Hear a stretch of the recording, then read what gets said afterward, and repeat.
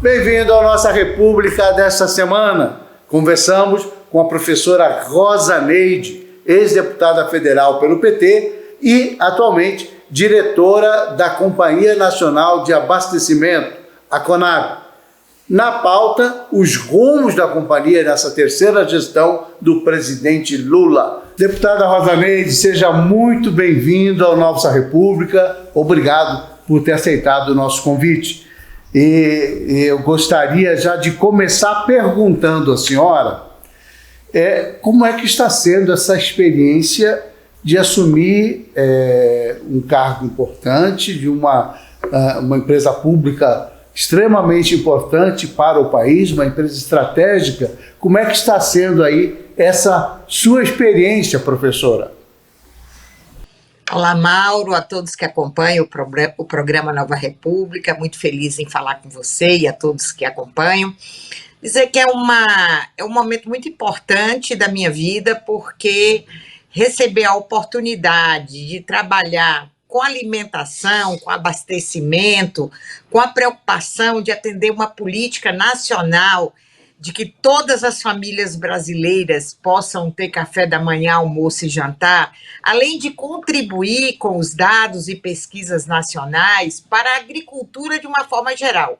A CONAB trabalha com a grande agricultura, com a agricultura de escala e trabalha também com a agricultura familiar. Então, os dois principais eixos que levam a economia brasileira e a comida na mesa do povo estão aqui na CONAB.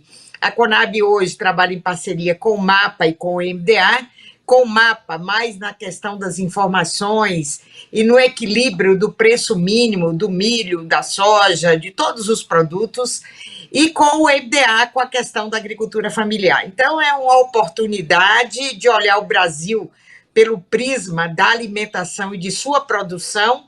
E estou muito feliz nesse início de trabalho, equipe muito boa aqui na CONAB, pessoas muito comprometidas.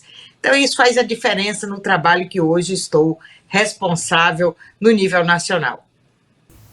Bom, vamos lá. A CONAB tem uma função estratégica, a senhora já pontuou aí, no que diz respeito às informações, né? Por exemplo, nós vamos ter aqui a previsão de uma safra superior a 316 ou 17 milhões de toneladas esse ano.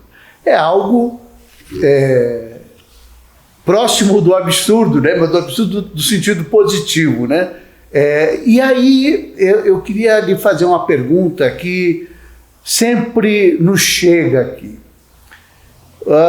O Brasil, por conta do sistema de logística, de estradas, de rodovias, tem muita perda de produtos por conta disso, muito desperdício no transporte. A CONAB se ocupa disso também, de buscar desenvolver políticas públicas para evitar o desperdício de alimentos? Mauro e todos que estão aí acompanhando o programa Nossa República, quero dizer a você que essa questão de logística, a gente acaba falando com o pessoal, discutindo com os ministérios que são linkados nesta política que é fundamental, pelo que você também já aponta. O Brasil vai investir forte agora em ferrovias, isso está no programa do governo federal. As ferrovias ajustam mais, porque os vagões eles vão estar carregados e eles vão ter um acompanhamento e uma estrutura mais moderna para que não haja perdas dos grãos durante o transporte. A gente sabe que hoje no Brasil tem até roubo de cargas em ferrovias, tem situações difíceis, mas está sendo feito todo um trabalho para que o Brasil, nosso Mato Grosso, tais que mais consegue produzir e é o estado que mais exporta grãos no Brasil. Então, a gente tem toda essa discussão da logística. Parte da nossa produção, grande parte, elas estão nas rodovias, o que traz um prejuízo muito grande. Tudo é muito longe, né? Os portos da área produtiva, como é o caso Mato Grosso, e o escoamento da nossa produção para chegar aos portos. Mas essa discussão está sendo feita, o país está muito envolvido em discutir, especialmente no que se trata do transporte de grãos via ferrovias ou hidrovias, diminuindo o fluxo das rodovias, onde a perda é muito grande. Uma das coisas que a senhora citou aí na sua primeira intervenção foi a questão da regulação dos preços, de assegurar preço mínimo, estoque. Como é que funciona isso na Conab, deputada? Eu vou lhe chamar de deputada, que vai ser difícil chamar a senhora de diretora, enfim, e até porque a senhora vai continuar sendo nossa eterna deputada aí em Brasília. De que maneira que a Conab age para estabelecer... O Brasil tem problema crônico com armazenamento, e isso afeta também essa questão de preço, de regular isso, de garantir um preço mínimo. Como é que a senhora está se virando com esse tema? Veja bem, Mauro, a gente tem uma preocupação forte com essa questão. O governo passado, ele não trabalhou com essa política, não fez estoques reguladores e não estabeleceu preços mínimos. Era o mercado por si só. Então, quando está tudo em alta, está tudo bem, está todo mundo feliz. Mas quando há uma queda nas commodities, como foi agora, preço mais baixo da soja, mais baixo do milho, então aí fica todo mundo falando, quem vai ajudar, quem vai ajudar? Nós recebemos aqui a Conab sem nenhum grão estocado, praticamente um estoque zero, coisinha ali, aqui, coisa que não faz nem cócega em alguma situação que tenha que intervir no mercado. Então, a Conab define o preço mínimo, fazendo o cálculo médio nacional do grão que está sendo produzido, e quando o Estado brasileiro, ou algum Estado em particular, como é o caso do milho agora com o estado de Mato Grosso do Sul, Goiás, Paraná, alguns estados que começam a praticar as vendas com o valor menor que o mínimo. Por exemplo, se o mínimo está R$ 43,00 a saca, Mato Grosso estava vendendo a 30. Então, qual é o papel do governo? Comprar o excedente do mercado e fazer a venda a 43, para que o preço mínimo seja mantido. Você tem um mínimo que garanta o seu investimento na produção. Então, é isso que o governo atual está fazendo. Estamos restabelecendo, junto com o MAPA, que é o ministro Fávaro, junto com o MDA, com o ministro Paulo Teixeira. Fizemos agora a compra já de 500 milhões de toneladas de milho, esse milho vai ser estocado e vai colocando no mercado de acordo com o estado que tem baixa na sua prática de venda. Na sua venda está menor que o preço mínimo naquele estado, a Conab entra comprando o excedente para garantir o preço mínimo. Então, isso a Conab já está fazendo com milho e provavelmente fará se houver outras necessidades com outras culturas. Quanto ao estoque também, hoje a Conab tem 27 armazéns, que são armazéns prontos para funcionar, que estão fechados, que o governo passado, a intenção era ir vendendo os armazéns, tirar toda a possibilidade de estocagem de grãos do governo federal. Vendeu algumas coisas, mas outras estão fechadas. Como é o caso de Sinop, Mato Grosso fechado, Diamantino fechado, Sorriso trabalhando com a menor capacidade possível, precisa de algum investimento para voltar a crescer a estocagem, Rondonópolis da mesma forma, Cuiabá, que tem armazém aí no Distrito Industrial. Então, assim, Mato Grosso é um grande exemplo do estado que mais produz, que está com seus armazéns fechados. Nós já fizemos uma conversa com a MTPAR no estado de Mato Grosso, para que possamos fazer uma parceria com o governo do estado aí, no sentido de melhorar a estrutura dos armazéns e abrir. Diamantino já está nessas tratativas, cabe lá 30 mil toneladas, então não é tanto, mas já deixa 30 mil toneladas de milho abrigada, não ao relento como estão. E aí, nos últimos anos, o milho ficou quase que totalmente, o excedente, todo no relento. Então, houve uma sorte que não houve chuva forte nesse período, né? Mas com a mudança climática, ninguém pode contar com isso, que só a sorte vai ajudar o produtor a manter seu milho em condições de venda.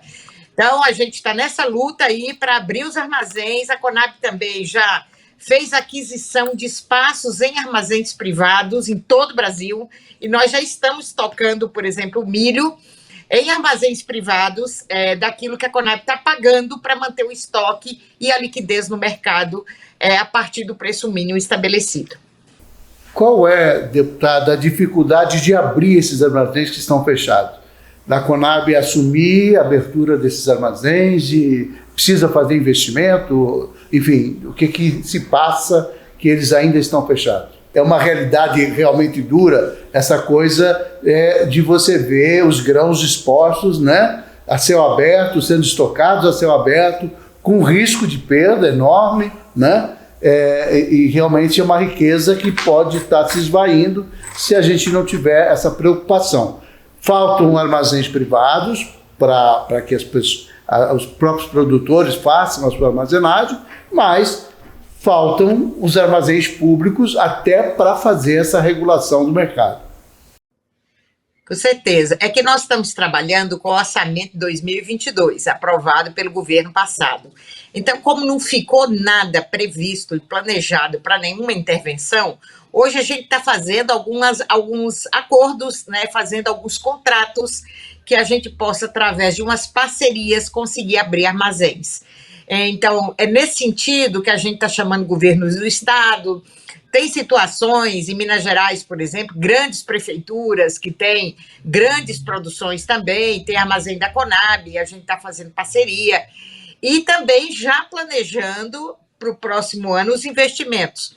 No nosso planejamento do próximo ano já está forte investimento em Sorriso, forte investimento em Rondonópolis, para que a gente abra esses armazéns em condições de funcionamento. Assim como o Diamantino, no caso de Sinop é um caso à parte, porque o armazém foi construído no meio da cidade, é uma área privilegiada, muito grande, mas tem dificuldade de manobra de carretas aí, então nós estamos fazendo um estudo, se vamos fazer uma troca de local, vamos ver como é que a gente vai encaminhar para aproveitar também o armazém de Sinop, só que a gente não pode operar no local onde está. E hoje já há também discussões, por exemplo, toda a região de Matopiba no Brasil, que é a Bahia, o Maranhão, o Tocantins, né? A gente precisa armazéns, grandes armazéns nesta região, que também não tem armazéns graneleiros. A Bahia produz muita soja também, muito milho, o Maranhão, o Tocantins. Então, a gente precisa armazéns, e está sendo estudado o Brasil inteiro, onde a gente tem armazéns que não tem mais fluxo do produto e onde tem o maior fluxo que a gente precisa investir. Então, a Conab, nesse momento, está, através aqui da nossa diretoria, junto com as demais diretorias, fazendo estudo, fazendo planejamento, para que o ano que vem a gente não esteja na mesma situação que estamos neste momento da produção e da maior safra que o Brasil colheu e está colhendo agora em 2023. Antes da gente passar para conversar um pouquinho sobre agricultura familiar, sobre essa coisa da comida na mesa do trabalhador, que é um assunto importante e que é sempre pauta prioritária dos governos do presidente Lula, eu queria explorar um pouquinho mais esses dados da nossa superprodução deste ano, de soja, de milho. Como é que estão esses dados e qual é a participação de Mato Grosso na produção dessas commodities? Veja bem, Mauro, Mato Grosso, ela sempre, nos últimos anos, é o maior produtor do país, né? Tanto que os dados mostram que se Mato Grosso fosse um estado independente, se ele fosse um país, ele seria o terceiro maior produtor do mundo. Então, para a gente ver, ele está sempre em torno de 30% da produção nacional, Mato Grosso, tanto no milho como na soja, né? Agora a gente avança bastante no algodão, que o Brasil não tem uma grande produção, mas tem uma produção muito qualificada. A gente diz, quando agora o governo Lula conseguiu abrir o mercado com o Egito, e quando a gente quer falar de um algodão de qualidade, a gente fala isso é de algodão egípcio, né?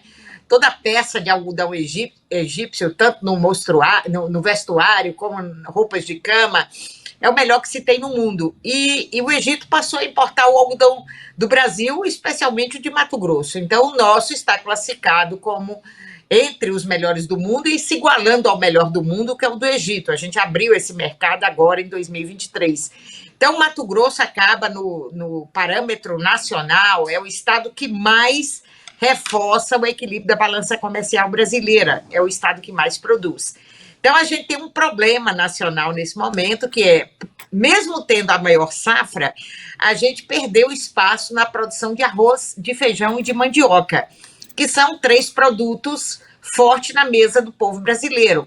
E o Brasil exporta arroz também, mesmo nessa situação de menor quantidade de produção, ele acaba exportando. O Rio Grande do Sul produz um arroz para exportação, mas a quantidade produzida já está no limite do que a mesa brasileira requer. Então, o Brasil precisa avançar, está sendo planejado isso, tanto pelo MAPA como pelo MDA, de melhoria do espaço plantado, inclusive com subsídio para o arroz e para o feijão e para a mandioca. Nós recebemos aqui o governador da Bahia, preocupadíssimo com a quantidade de mandioca que está sendo produzida. Por exemplo, o oeste da Bahia, que produzia muita mandioca, hoje produz fortemente soja e produz milho. Então, esse espaço, como o Maranhão também, e como Mato Grosso, que já produziu muito arroz e feijão, e hoje produz praticamente soja e milho nesses espaços. Então, é uma questão de planejamento.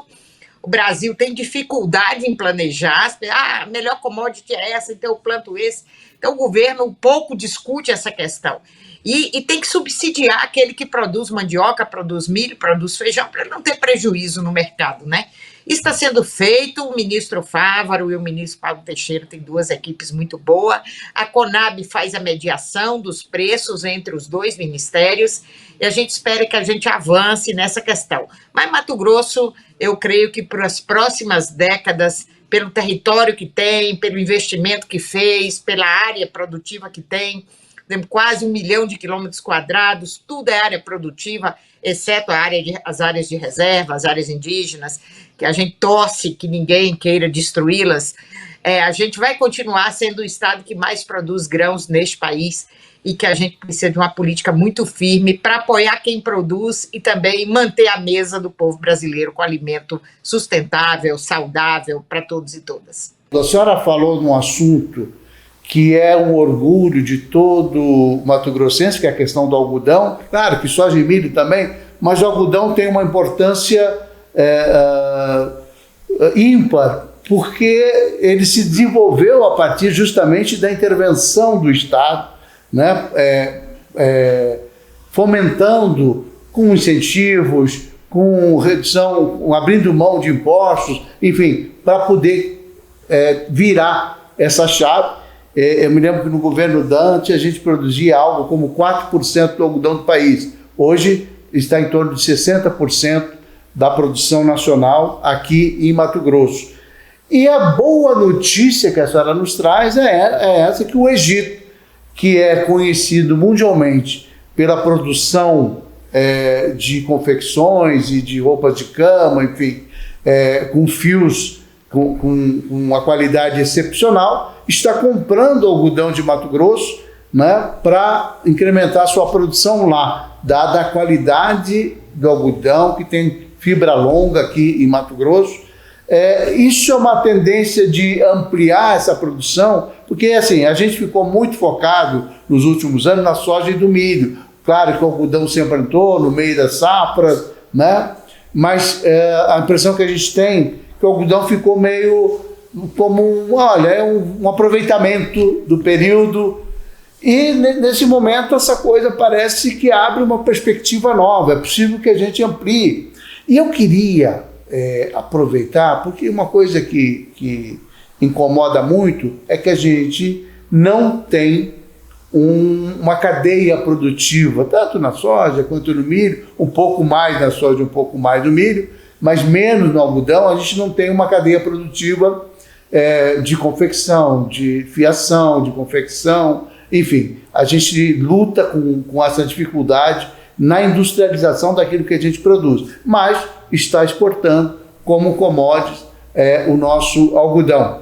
O que é bom para quem produz o algodão, mas também emperra um pouquinho os investimentos na área industrial. Existe alguma possibilidade, eu sei que a Conab não tem esse papel, mas a senhora, como mato-grossense, como daqui, contribui nessa discussão, nesse debate? Existe esse debate no governo federal? Com certeza, Mauro. O grande exemplo que eu vejo no Brasil, que foi um exemplo do segundo governo do presidente Lula, é a região de Pernambuco, por exemplo, né? Pernambuco é um dos grandes produtores de algodão. É Pernambuco, Alagoas, aquele triângulo ali de alguns estados do Nordeste que tem uma alta produção qualificada de algodão. E o presidente Lula, no segundo governo, deu um bom apoiamento, né, à indústria brasileira e aquela região lá de Caruaru, Santa Rita do Capiberibe, que hoje é o maior polo de confecção do Brasil. E foi com base na produção do algodão daquela região que o polo foi criado lá. Grande parte das confecções que São Paulo vende são fabricadas lá em Santa Rita do Capiberibe. Então, como Mato Grosso tem o mesmo exemplo, né? Quando eu fui a Santa Rita, você vai ver centenas de ônibus parados com pessoas fazendo compras, além dos caminhões carregando confecções para todo o país, né?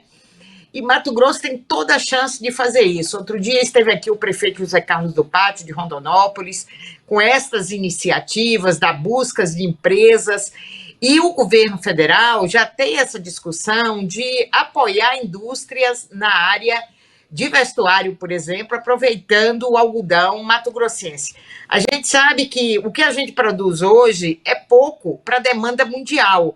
A China, por exemplo, que é o país que mais produz confecções e exporta para todo mundo comprando roupa da China, e eles precisam de muito fio, eles precisam do tecido, né? E aí nós podíamos fabricar o tecido, e hoje a gente manda o algodão no rolo para a China, para eles fiarem e fabricar o tecido e produzir lá. Isso é muito ruim, né? Porque tem um efeito perverso, né? Porque gera emprego na China e não gera emprego, mais do que gerar emprego, é distribuição de renda, né? Quem tem emprego, né, tem acesso à renda e uma melhor qualidade de vida. Então, com certeza, essa é a nossa luta. O que foi feito em Pernambuco, a gente espera que seja feito em Mato Grosso. E a senhora acha que é possível concatenar isso aí com o vice-presidente na área da indústria, com o MAPA, porque assim, o algodão se presta muito para as pequenas propriedades também, né? É um produto que pode ser facilmente adaptado para áreas da agricultura familiar, enfim, que pode ter uma contribuição importante nesse processo. E o prefeito José Carlos do Pátio tem toda a razão. Rondonópolis já sediou uma empresa têxtil que não deu conta de ficar, foi lamentável, e tomara que consiga aí, porque eu vejo assim, Mato Grosso, se não se desenvolver a sua agroindústria, nós vamos ficar sendo sempre um estado produtor de matéria-prima e sem distribuição de renda, né? Um estado rico para alguns, mas pobre para a maioria da sua população. Mas vamos lá, vamos falar um pouquinho de agricultura familiar? Como é que a Conab contribui para esse setor? Veja bem, Mauro, ainda falando da questão do algodão, né, antes de responder diretamente sua pergunta, como deputada, eu passei emenda para a Universidade Federal, e aqui eu quero abraçar o reitor, professor Evandro, o professor Henderson, do curso de agronomia, que aí na fazenda da universidade, que é próxima aí à entrada de Santo Antônio do Levegé, tem a fazenda da universidade, e lá foi feitos os experimentos sobre o algodão colorido. E alguns assentamentos, né, já fizeram a produção e com venda garantida para a Renner, que fabrica as roupas, vende na sua própria rede de lojas e já tem uma pequena produção em Mato Grosso. Eles começaram com essa emenda e avançaram um pouco. E a Renner fez até um seminário outro dia aí com eles para ver a produção. Então, são exemplos assim que dá para avançar bastante, mesmo com o pequeno produtor. Voltando à questão da Conab com o agricultor familiar, é o grande foco do MDA. E o presidente Lula, ao nomear a equipe de diretores da Conab, especialmente o diretor-presidente, Edgar Preto, que concorreu ao governo do estado do Rio Grande do Sul, é um deputado de alguns mandatos lá, uma pessoa muito ligada à agricultura familiar. Então, ele deu uma atribuição, que a Conab trabalhasse fortemente no combate à fome e que a Conab fosse um instrumento para que o Brasil saia novamente do mapa da fome. Eu acho que isso a Conab está fazendo com muito esmero. Hoje a gente tem um programa aqui chamado PA, que é Programa de Aquisição de Alimentos, e tem dentro do programa uma vertente que é a entrega simultânea dos alimentos. Dia 30 de junho, terminou o cadastro que foi feito em todo o Brasil. Você produz abóbora, você cadastra lá através de sua associação, quem produz mandioca, milho para feira, quem produz alimentos de uma forma geral, através de associações e cooperativas, fizeram os cadastros, né, na Conab, no sistema da Conab. E a Conab conseguiu cadastrar 1 bilhão e 100 milhões de propostas. Mato Grosso cadastrou 25 milhões. A gente poderia cadastrar mais. E a gente espera que no próximo ano cadastre mais. Esse produto, 25 milhões de Mato Grosso, tem produção do estado inteiro, inclusive das áreas indígenas, do Xingu, de Rondolândia, tem das áreas quilombolas. Pessoas cadastraram aquilo que ele tem para entregar para a Conab. A Conab paga até R$15 mil por família cadastrada. Ela vai entregando, por exemplo, a mandioca ou a farinha e vai recebendo seu dinheiro. Tem comunidades com 100 famílias cadastradas, vai receber 1,5 milhão. Aquele dinheiro fica naquela comunidade e aquele produto também é simultaneamente entregue para quem tem fragilidade alimentar naquela localidade. É entrega para a ação social da prefeitura, que entrega para os moradores da cidade que está no cadastro único, passa alimento para as creches, para as escolas, para aquelas pessoas que precisam alimentar a população. Então, esse 1 bilhão e 100 milhões, entre o final deste ano e o início do próximo, estará se transformando em alimentos entregue em todo o país. E eu acho a grande sacada desse programa é fazer com que o recurso chegue ao agricultor familiar, ele tem certeza que ele vai entregar, receber, porque o dinheiro já está bloqueado na conta dele, à medida que ele vai entregando, ele vai recebendo, e que no próximo ano ele tem uma venda garantida. Ele vai produzir e alguém vai lá fazer essa busca com ele e ele vai receber. Então, o PA, eu acho que é um grande programa que vai incentivar a agricultura familiar. Além dos programas agora do MDA, no Plano Safra da Agricultura Familiar, que vai também subsidiar máquinas de pequeno porte, o calcário para as propriedades, vai subsidiar máquinas para a agroindústria. Então, a gente vai ter um programa muito arrojado dentro do Plano Safra para atender a agricultura familiar em todo o Brasil e no nosso estado de Mato Grosso, por consequência. Então, nesse sentido, a Conab tem um papel no desenvolvimento social extremamente importante, né? Porque essa política de comprar produto do pequeno produtor, do agricultor familiar, e este produto ser distribuído para aquelas famílias com vulnerabilidade social é algo extremamente valoroso, porque contribui realmente, é mais de um Bolsa Família, né? Exatamente. Aqui ele tem o Bolsa Família, mas ele vai ter a fruta, vai ter o legume, vai ter o queijo, o leite, aquilo que foi entregue naquela Isso aí não está operando, né, deputada? Ainda não está funcionando. Sim. Efetivamente. Começa quando esse processo de aquisição de alimentos para distribuição para as famílias vulneráveis? Da nossa parte de Conab, já foi tudo cadastrada, o sistema já está todo ok, e a intenção é, a partir de agosto, já começar os pagamentos e o recebimento dos produtos.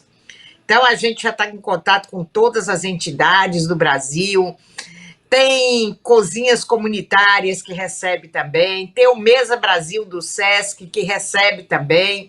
Então, assim, o Brasil inteiro já está com os produtos cadastrados e o pagamento, né, começa já a partir do mês de agosto. No mês de agosto, nós já teremos aí os primeiros alimentos entregues, simultaneamente distribuídos para as famílias. A intenção do presidente Lula chegar forte em dezembro para que a gente tenha alimentos para as mesas de todos aqueles que têm dificuldade alimentar. Então, só para sintetizar, é um programa de aquisição de alimentos que é casado com essa coisa da distribuição dos alimentos, da distribuição social desses alimentos, né, como doação para as famílias com dificuldade. É possível, deputada, a gente reduzir a fome? Hoje a gente estima que tem alguma coisa como 30 milhões de famílias, de pessoas que vivem numa situação de risco alimentar bastante grave. Alguns, cerca de 10 milhões, numa situação de fome mesmo, né? De miséria absoluta. Qual é a contribuição dessa área que a senhora participa aí no governo Lula, além desse programa? De que maneira é possível combater isso com a urgência necessária para que as pessoas parem de passar fome? Então, Mauro, um país que produz o que o Brasil produz, um estado que produz o que o Mato Grosso produz, e tem gente passando fome, é uma política equivocada. Não adianta a gente ser o maior exportador do país e ter pessoas aí, como a gente viu no último ano, aquela fila do ossinho, pessoas pedindo na rua.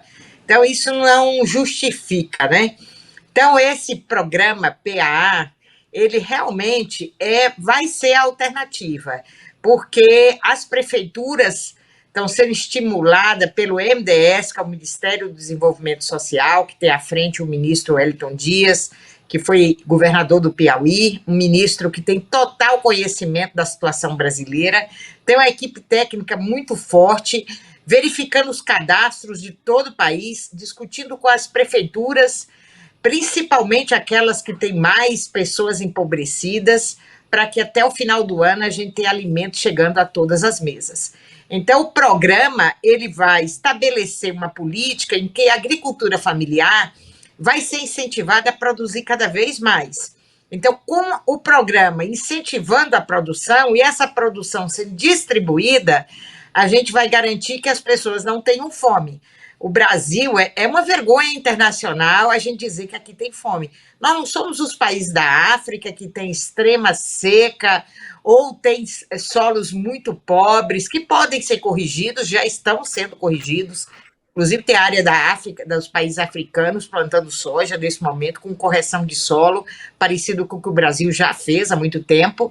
Então a gente tem que trabalhar para que a população que é vulnerável, ela tenha comida. Depois, o presidente Lula, no lançamento do Plano Safra da Agricultura Familiar, ele disse: a arma que eu quero na mão do povo é o estômago cheio, é a alimentação garantida. Depois as pessoas vão buscar educação, formação, né? Isso tudo tem um cruzamento de ações. Aquele que está no cadastro único, aquele que recebe os alimentos, essa bolsa de alimentos, serão as pessoas convidadas para o mercado de trabalho, também tem um controle, está se fazendo encontro com empresários do Brasil inteiro para que eles abram vagas para quem está no cadastro único, e aí as pessoas vão saindo desta turma que tem que receber o alimento para ter comida na mesa. Enquanto ele não tiver condições, ele vai continuar recebendo. E tem as pessoas frágeis, com problema de saúde, mães solteiras com muitos filhos, vai ter sempre um grupo de pessoas que o Brasil precisa olhar, que são seus filhos e filhas, e o Brasil precisa dar conta de alimentá-los. Então, o trabalho é nessa direção, ninguém passando fome em nosso país. Terminar com este mapa da fome que nós voltamos e que agora é a hora da saída. Eu queria falar um pouquinho de política agora. A gente falou, deu uma pincelada aí nessa coisa da Conab, que tem uma importância enorme e parece que está assumindo uma importância ainda maior quando a gente foca no combate à fome. E eu queria falar um pouquinho de política. A senhora teve essa votação toda em Mato Grosso e nós teremos uma eleição municipal logo aí na frente, no ano que vem. O PT aqui já se posicionou na linha de que vai ter candidatura própria. E eu queria saber o seguinte: vocês têm um grande desafio, que é a questão da federação, né? Ajustar esses interesses aqui em Mato Grosso, principalmente aqui em Cuiabá, como é que se resolve esse imbróglio. E se a senhora tem vontade de disputar a eleição no ano que vem? Então, hoje o PT, no nível nacional, tem discussão em todas as capitais, grandes e pequenas cidades do Brasil, no sentido de que, junto com a Federação Brasil da Esperança, que tem o PV, o PCdoB e o PT, lançar candidaturas. A gente sabe que em alguns lugares do Brasil o PV tem expressão maior com candidatos, em alguns o PCdoB, e em outros o PT é o maior partido brasileiro no número de filiados. E a gente precisa, enquanto federação, dar as respostas no estado de Mato Grosso. Mato Grosso teve uma divisão muito forte, aí uma polarização na eleição passada. O governo que estava no poder teve uma grande votação, o presidente Lula teve uma votação menor, mas quando se trata da Baixada Cuiabana, a gente vê que a divisão foi muito par e passo, e que sempre foi assim, né? Nós temos município como Nossa Senhora do Livramento, que o presidente Lula teve 69% dos votos, Poconé, né, Barão, as cidades da Baixada, e Cuiabá mesmo, que a gente avançou bastante na eleição. E aí a gente já conversou, a presidenta Gleisi esteve recentemente em Cuiabá, discutiu com a federação, com a presença do PCdoB, PT e PV, para que a gente se organize para disputar a prefeitura de Cuiabá. O que eu vejo é a prefeitura de Cuiabá, ela precisa que o candidato ou a candidata, representando os partidos ou federações, apresente um projeto construído com a população.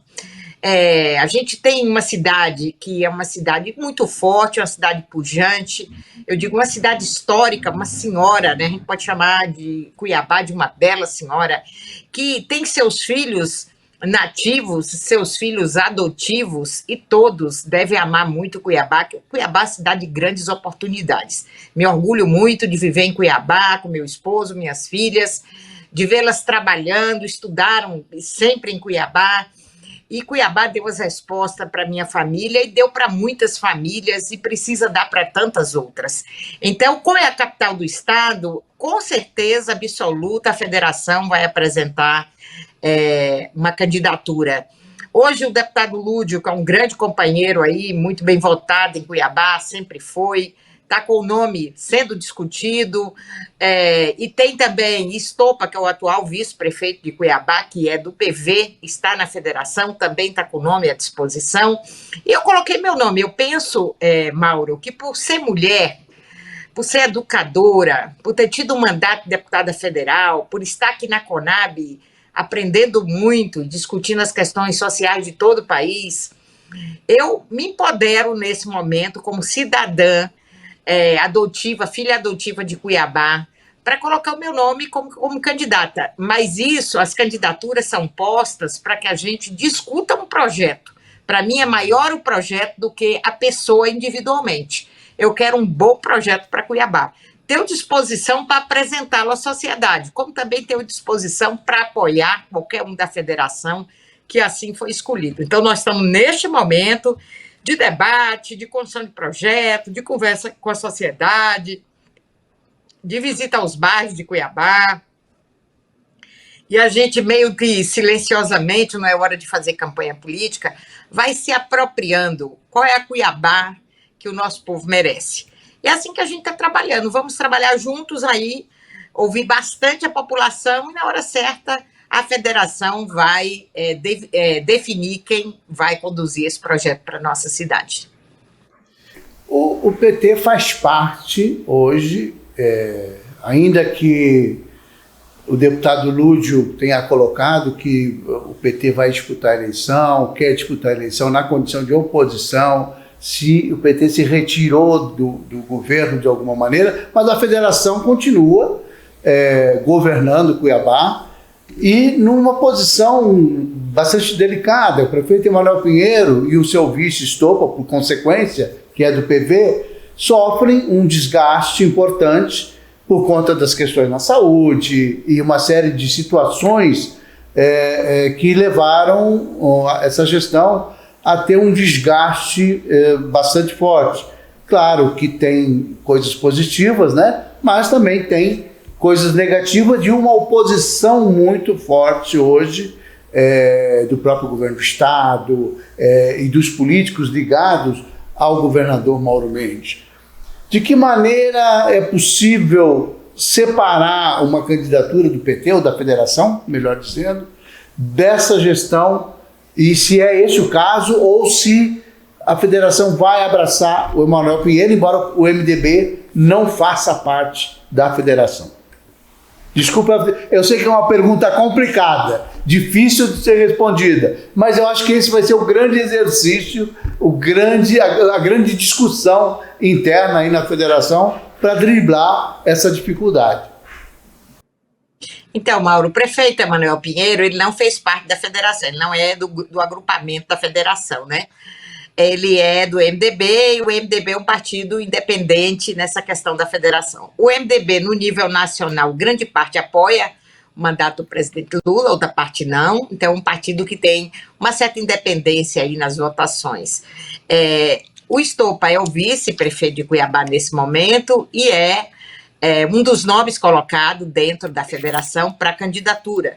Né? Nós teremos aí o PT, o PCdoB e o PV organizando a chapa e o projeto de Cuiabá. Não tem como alguém dizer, não, mas o Estopa não é, não sei quem não é, não.